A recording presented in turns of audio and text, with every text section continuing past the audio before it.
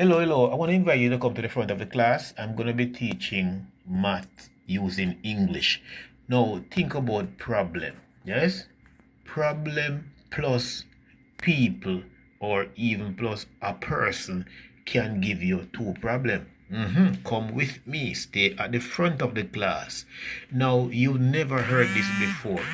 Consider this to be some form of a revelation. So, you have a problem. Yes, God is aware of the problem. He knows you are in the problem, whether you put yourself in it or the Lord allow you to be in it, but He is working it out. Yes, you are sometimes aware that He's working it out, and yes, sometimes you may not even be aware that He's working it out, and you look at the magnitude of the problem and not how big your God is and how able He is to see you through.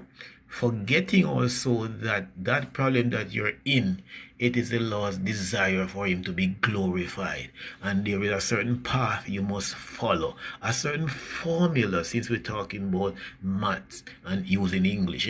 So you must follow a particular formula, but our failure to follow that formula can cause a thing to become muddled, messed up. And so problem one becomes compounded, it becomes a second problem, and it goes on and on. And whereas the problem ought to have found a solution in a particular period of time, it turns out that it becomes longer. It takes a longer time for you to get the solution.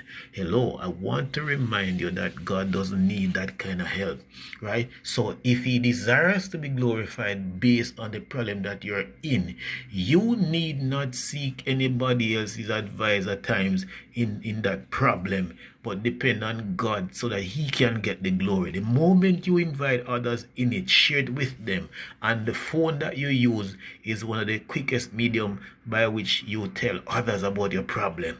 And then you probably end up in this pity party thing, and you get wrong advice, and the thing become muddled and messed up, and then God just say, okay, I ain't gonna get the glory in that because you take it over you and your friend them. I'm saying to you that the problem that we face sometimes, I emphasize, sometimes, is because of who we invite into the problem, who we share the problem with, and their intended solution is not the one that God intends for us. So I'm saying to us, as I encourage you, take it to Jesus. Know when He is there in the midst of it and desire the glory. You don't share any and everything to somebody, because though their intentions may be good, it may not be what God wants, and not everything that glitter is gold.